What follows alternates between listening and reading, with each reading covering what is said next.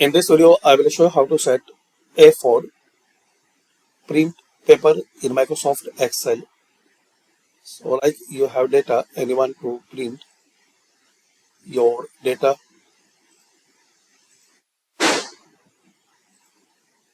So click on File here and click on Print. And in this option, let us select A4. Also guys, you can set here portrait or landscape like this. You can change margin from here.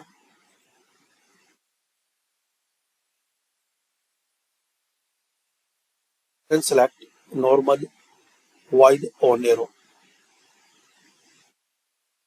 So this way you can set A4 paper size in Microsoft Excel once you try to print.